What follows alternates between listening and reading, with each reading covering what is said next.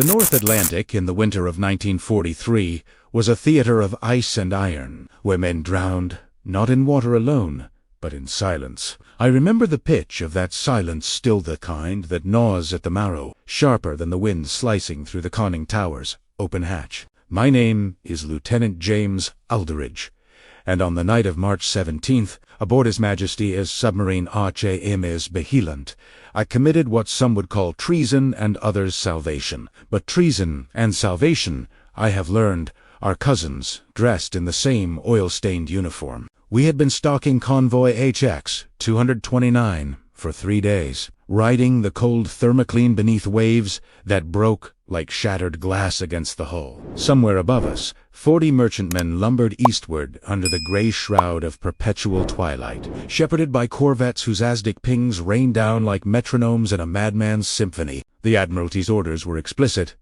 maintain radio silence at all costs. No transmissions, not even a burst signal until after the wolfpack had been engaged or dispersed. The code is compromised. The sealed envelope had read, assume every frequency is monitored. That phrase clung to me like the brine on my skin. The air inside the pressure hull had grown thick with the stench of sweat, diesel fumes, and the metallic temps of fear. Men moved like shadows through the narrow alleyways of machinery, their voices hushed to whispers that seemed to vanish before they reached the bulkheads. Eben de Kook, S. ladle, against the pot, sounded too loud. In such confinement, silence ceases to be absency, becomes a presence. A third officer standing at your shoulder, watching your every breath. It was on the evening watch, just after 2000 out of ship's time, that I saw it, or rather, that I heard it, not with the hydrophones, but with the gut. A shift in the ambient drone of the deep, a faint, rhythmic thrumming, too steady for a storm, too irregular for a single vessel. I leaned over the plotting table, tracing the bearings with a trembling finger. There they were, altering course, converging toward grid square BE-47. Not the route we'd anticipated. Someone had warned them, or worse, someone among us had spoken. I called for Ensign Mallory, our wireless operator, a boy of 19 with hands too delicate for war but eyes that had already aged into flint. "Check the receiver logs," I said. "See if there's been any leakage, any spurious emission, even accidental." He nodded, but I saw the flicker in his throat. He knew, as well as I did, if the Germans had our coordinates, Vigilant was already a ghost. The dilemma coiled in my chest like a spring wound too tight. To transmit would be to break the most sacred covenant of the silent service and risk betraying the entire convoy's position, two-boat wolfpacks prowling the Grand Banks.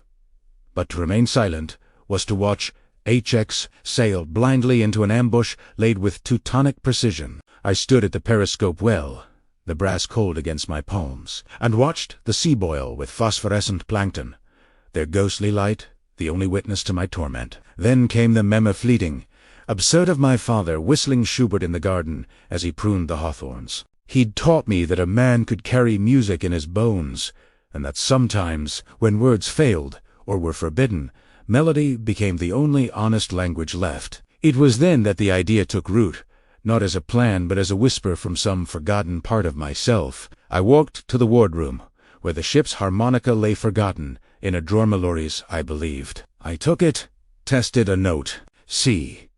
Then, E-flat, the opening of the naval recognition signal for Convoy HX-229, a sequence based on the International Code of Signals transposed into auditory shorthand for emergency coordination. Not Morse. Not radio. Just breath and metal. At precisely 2,215 hours, I climbed to the bridge under cover of a squall. Rain lashed my face like needles. I raised the harmonica to my lips and played the coordinates: latitude 52, 14N, longitude 3,408 W. Not once, but 3 times, each repetition spaced by the cadence of a man counting his own pulse. The notes were swallowed by the storm, almost as they left my lips then, human sounds against the ocean's roar. Yet I felt them travel, like seeds cast into the dark. Below deck, Mallory watched me from the hatchway, his face unreadable. He said nothing, but in that silence, heavier than any order. I knew he understood, and in that moment I ceased to be merely an officer of the Royal Navy. I became something older, a signalman of conscience, whistling truth into the void. The sea answered only with wind. Dawn arrived not with light, but with a slow leaching of gray from the clouds, as if the sky itself were reluctant to witness what followed. I stood frozen on the bridge, harmonica still clenched in my fist, fingers numbed not from cold, but from the weight of what I had done. There was no immediate consequence, no burst of static over the receiver, no sudden explosion on the horizon, but that absence was its own verdict. In war, silence, after transgression, is never mercy. It is the pause before judgment. Below, the crew moved with the quiet efficiency of men who sense a shift in the ship's soul. No one spoke of the whistle, not directly, but I saw it in the way Cook avoided my gaze when handing me my tea, in the way the helmsman's knuckles whitened on the wheel when I passed. They knew, or suspected, and in the claustrophobic communion of a submerged vessel, suspicion is indistinguishable from knowledge. By mid-morning, the hydrophones picked up increased U-boat Chatterkurt bursts, short and sharp, the German equivalent of a wolf's howl to its pack. They were repositioning, not scattering, as they would if they'd detected a British sub, but converging. Toward B-47, my blood turned to ice.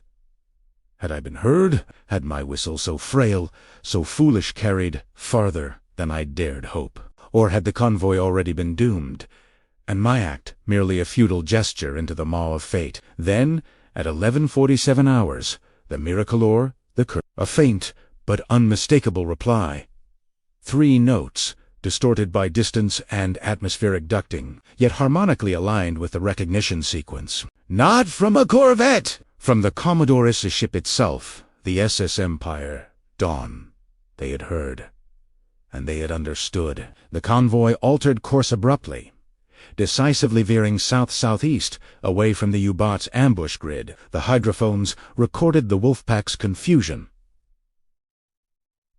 Frantic signals, shifting bearings, U-boats, colliding in their haste to reopen. For the first time in weeks, the ocean exhaled. But relief is a luxury submarines cannot afford. Within the hour, Aztec contacts bloomed on our screen stew, then 3 close in fast from the northwest. Type VIICs, running silent on electric motors, depth-keeping with the precision of surgeons. They had triangulated not our radio signal, but the anomaly of the convoy's sudden evasion. And in their logic, only one explanation remained.